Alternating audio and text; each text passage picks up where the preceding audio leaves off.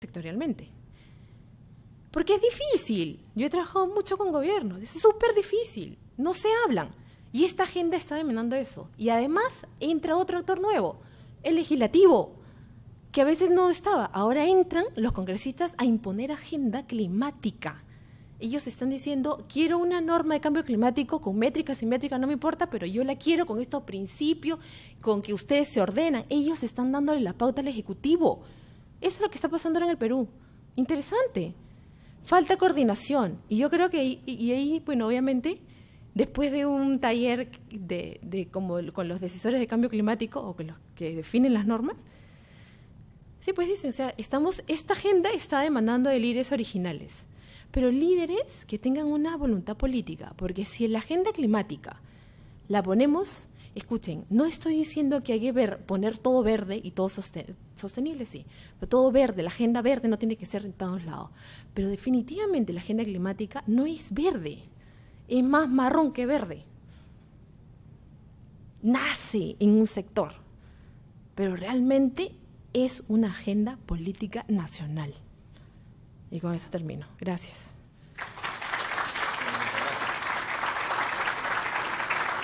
Gracias, Mariela.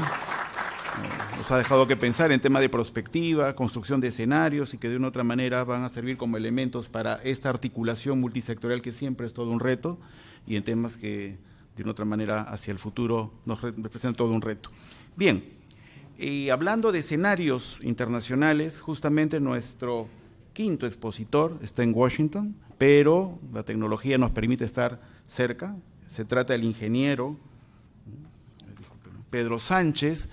El ingeniero Pedro Sánchez es ingeniero electricista de la Universidad Nacional de San Antonio Abad del Cusco, experto internacional en regulación y promoción de energía, exministro de Energía y Minas entre el año 2008 y 2011 y actualmente es consultor internacional. Pedro, bienvenido, todos te escuchan, están viéndote acá desde todo el escenario. Buenas noches. Muchas gracias por la invitación a este tan interesante evento en el que hemos escuchado una serie de ponencias, cada cual bastante interesantes, y que creo que en el momento actual pre-COP20 es bastante pertinente. En los últimos días acaba de publicarse un reporte de la Agencia Internacional de Energía que hace proyecciones hacia el año 2040 que creo que pueden servirnos para hacer alguna reflexión respecto al tema. Un elemento que salta de inmediato a la vista es que para el año 2040 la población pasará de 7 billones a 9 billones. Es decir, vamos a tener 2.000 personas más en el planeta. Lo cual implica un incremento masivo en el consumo no solo de la energía, sino de otros bienes, y que eso conlleva necesariamente a un estrés mucho mayor del medio ambiente en el mundo.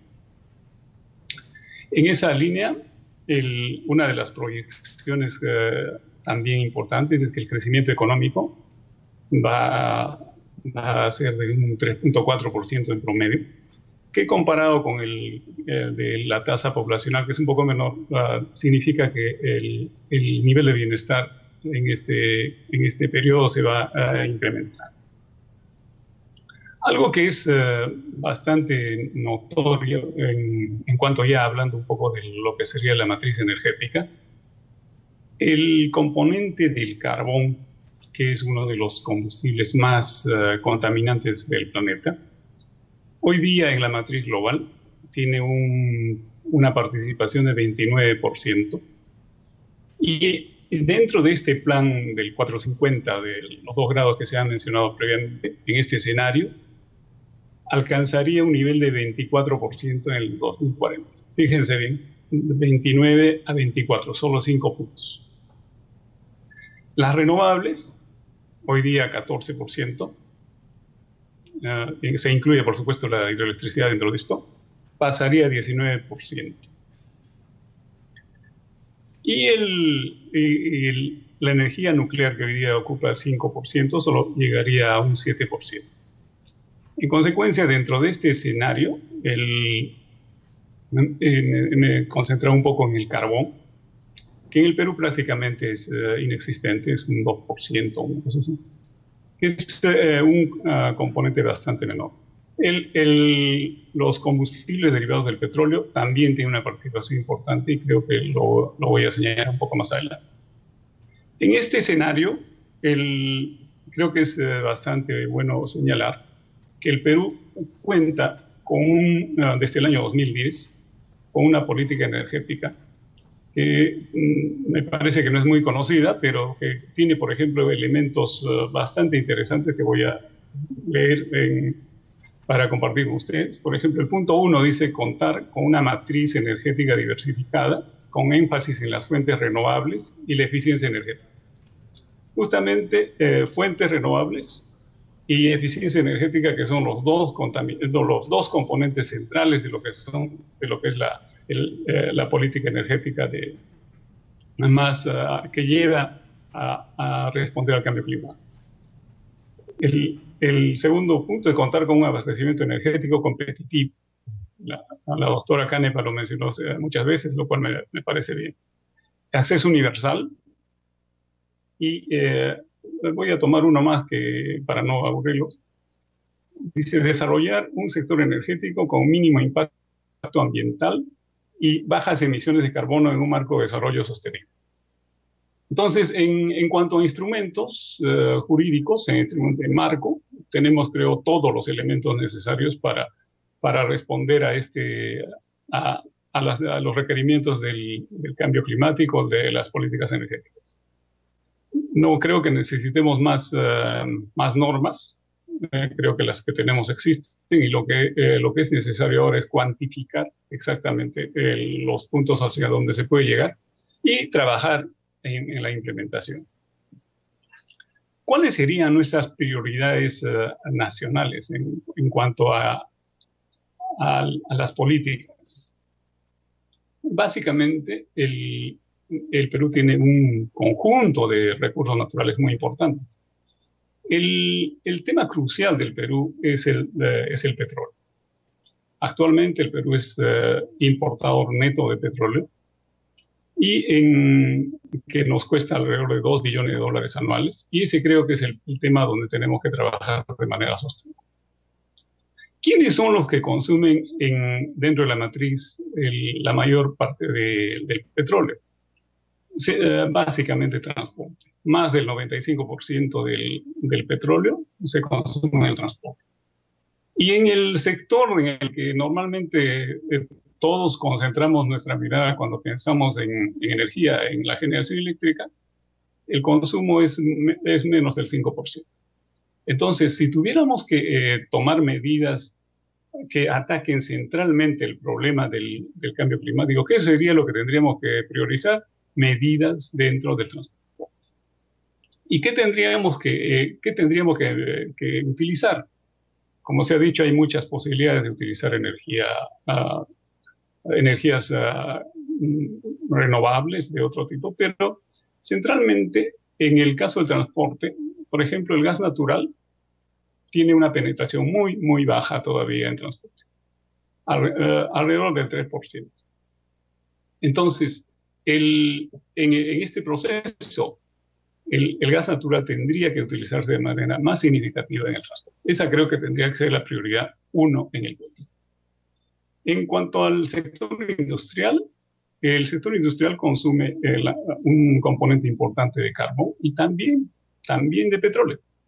Y otra vez, siempre sería el gas natural recurso abundante en el Perú, que tendría que ingresar a reemplazar este combustible. En el tema de electricidad, se ha mencionado que la electricidad es un elemento central. Y es verdad, toda la preocupación gira en el tema de mitigación, gira alrededor de la electricidad. Pero resulta pues que el Perú tiene una matriz energética o una matriz para generación eléctrica que ya quisieran tener todos los países del mundo. Los países como India, Estados Unidos o China tienen el componente de carbón que, es, que está por encima del 40%.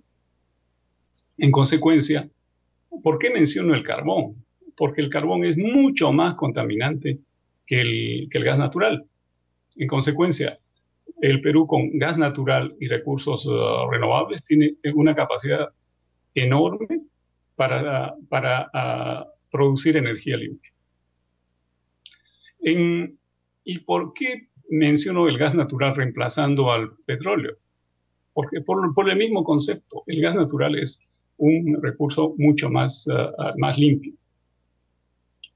Ahora bien, en el tema de energías renovables, la hidroelectricidad sí se afecta con el cambio climático, pero todavía tiene un espacio muy importante dentro del suministro de energía en el país. En el año 92, la energía eléctrica en el Perú se producía en un 90% con hidroelectricidad. ¿Y eso qué significaba? Que un año seco nos llevaba a racionamientos, que seguramente algunos de ustedes, los mayores, se acuerdan. Hoy día, la matriz de producción de energía es mucho más balanceado y tenemos el gas natural trabajando armónicamente con la hidroelectricidad. Y gracias a los esfuerzos que se han hecho en los últimos años, hoy día tenemos una capacidad de producción de energía diversificada y con capacidad suficiente como para brindar el servicio eléctrico. Es bueno señalar, por ejemplo, en términos de potencial, porque el Perú tiene que ver su situación de una manera muy particular. En hidroelectricidad, el potencial que tiene el Perú es de alrededor de 60.000 megavatios.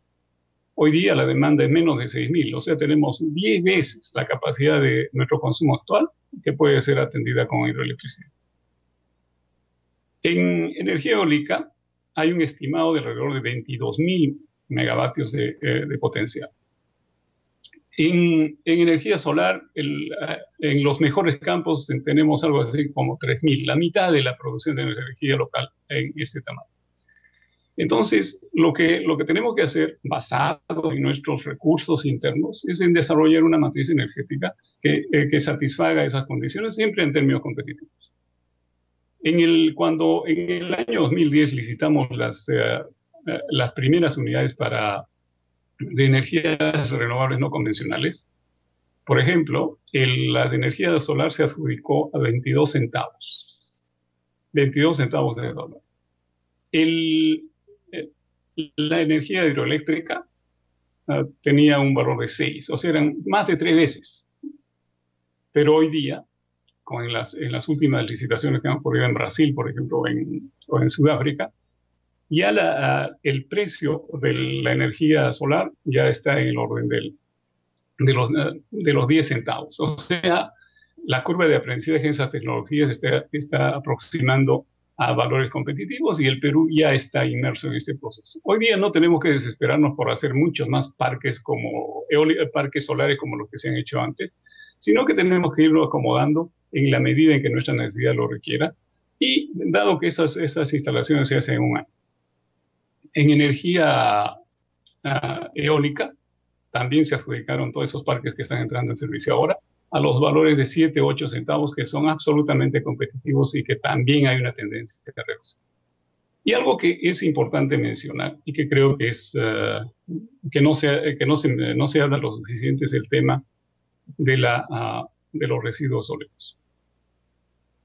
Uno de los mayores elementos contaminantes que tiene el país, el país, es el tema de los residuos sólidos o el tratamiento de aguas residuales. En el caso de los residuos sólidos, en el caso del Perú en Lima hay un proyecto, no es un proyecto, es una obra ahora, que en este campo de tratamiento de basura, la basura cuando se descompone genera metano. Y el metano se emite a la atmósfera. Para que tengan una idea, el metano es 30 veces más contaminante que el CO2. Entonces, imagínense con la cantidad de residuos sólidos que no son debidamente tratados en el Perú, en todas nuestras provincias, ¿dónde debería estar nuestra prioridad? Debería ser mejorar unos cuantos puntos el tema de un poco más de energía renovable o tratar de trabajar mucho más profundamente en el tema de los residuos sólidos, que terminan generalmente en nuestros ríos y que también son contaminantes. Recién en Lima, la capital, tenemos un par de plantas de tratamiento de aguas servidas que van a mejorar un poco el tema del ambiente. Entonces creo que esos elementos son importantes a mencionar. Y no quiero dejar pasar el tema que me llevó a esta reflexión, que la planta esta de Piramás en Lima instaló, se adjudicó en la primera licitación de renovables un proyecto de 4 megavatios que utiliza ese metano que sale de la descomposición de los residuos sólidos de Lima. Lo cual, evidentemente, es un ejemplo de las cosas positivas que se pueden hacer. Ahora bien, en el tema un poco más genérico de la transición energética, ¿cuáles son los incentivos que llevan a hacer una transición energética? Básicamente, los países analizan este proceso tomando en cuenta todos estos factores. Por ejemplo, a ningún país como China o India o Estados Unidos diría pues, que en 10 o 20 años vamos a reducir nuestra producción de carbón o nuestro consumo de carbón a niveles que sean de 10%, porque eso implicaría enormes costos y grandes efectos en cuanto a la provisión de energía. Entonces, tanto Estados Unidos como estos países que tienen enormes cantidades de esas reservas tratarán de mantener esa producción.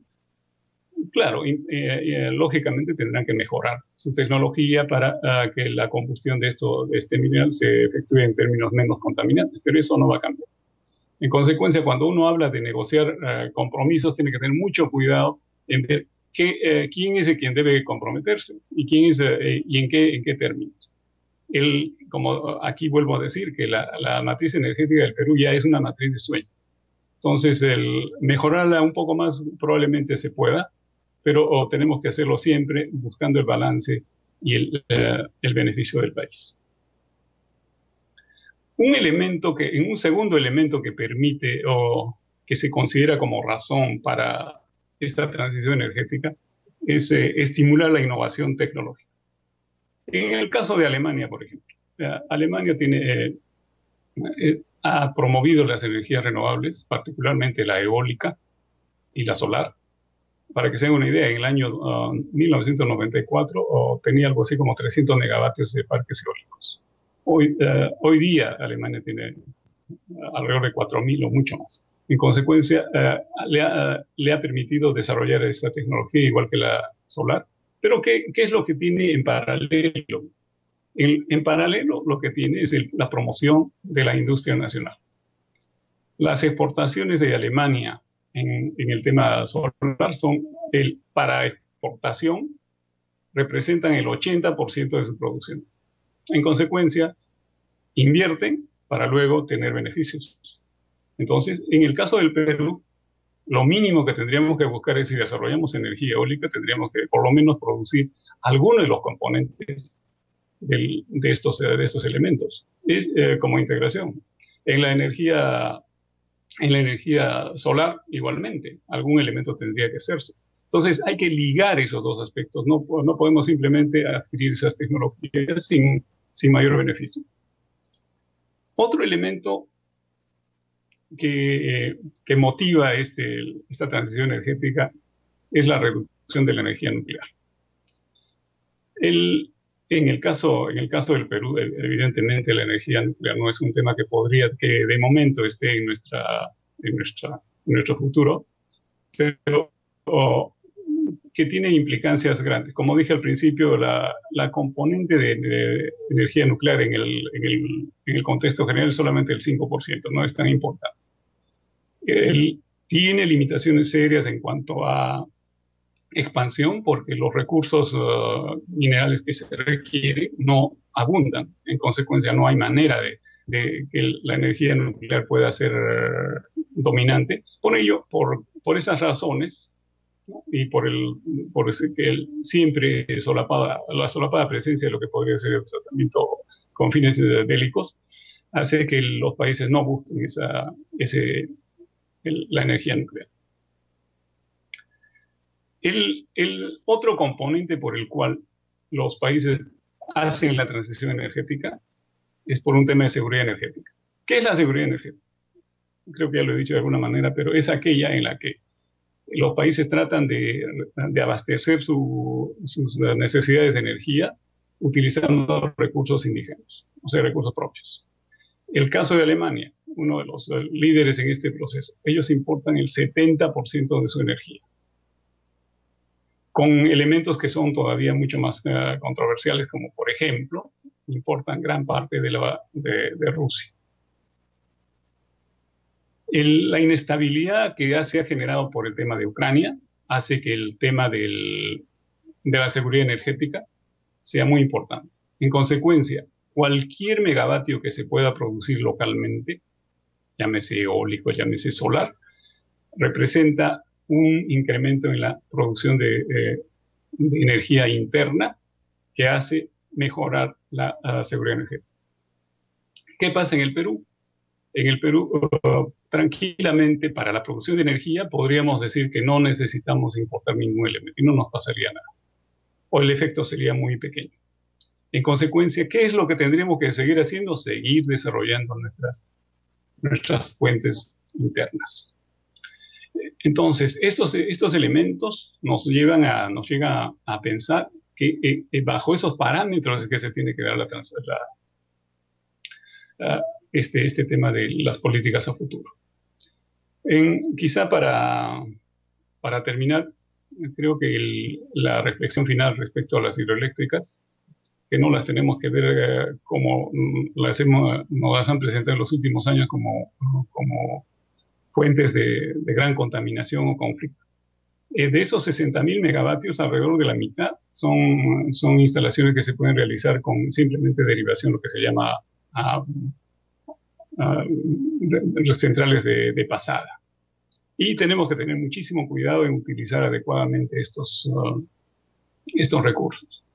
Ahora bien, las centrales de represamiento, que también son importantes en la zona de selva, sí, tienen efectivamente algunos impactos que deberían tratarse y que seguramente más adelante, cuando nuestras necesidades crezcan, tendremos que tratarlas y hacerlas de manera eficiente. En consecuencia, creo que el Perú tiene una condición muy privilegiada en cuanto al suministro de energía y que las políticas que se tienen que seguir haciendo tienen que tratar de buscar eso, proveer un servicio competitivo, garantizando la seguridad energética y generando fuentes de desarrollo para el país. Muchas gracias.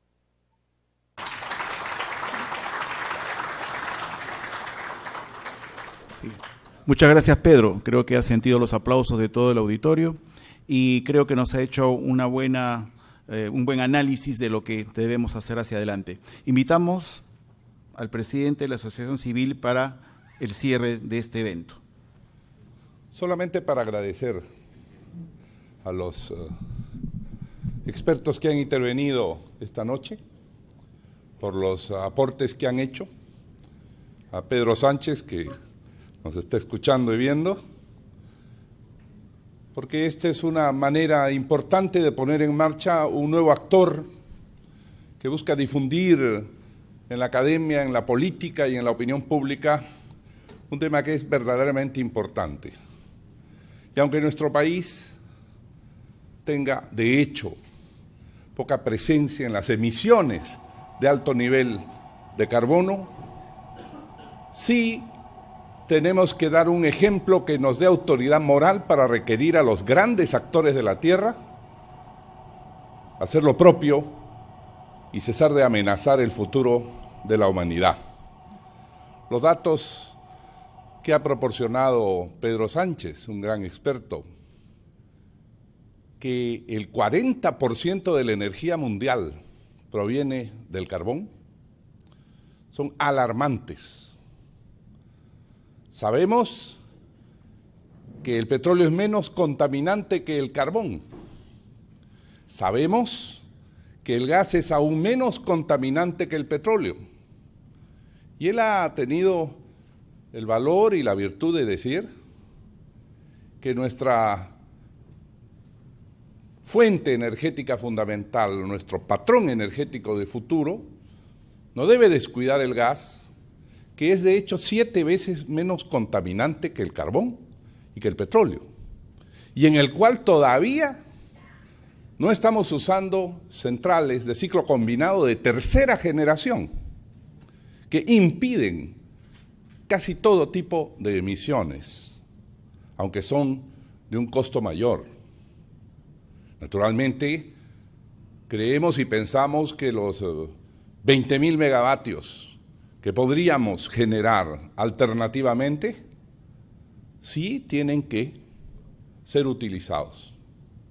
Pero en conjunto creo que todo lo dicho muestra optimismo. Nuestro país ya tiene un planeamiento de generación energética adecuado y mejor al de otros países, pero nos toca, como se ha mencionado, hacer un gran esfuerzo en el tratamiento de aguas residuales y de residuos sólidos, que son uno de los más grandes contaminantes. Y añadiría un pequeño tema. En nuestro país, todavía millones de personas utilizan leña en sus cocinas o leña para calentarse. Y todo esto sumado significa una enorme contaminación. Y en el mundo 2.000 millones de personas todavía utilizan leña, lo que trae como consecuencia la deforestación y accesoriamente otra fuente de contaminación y atosigamiento ambiental del mundo.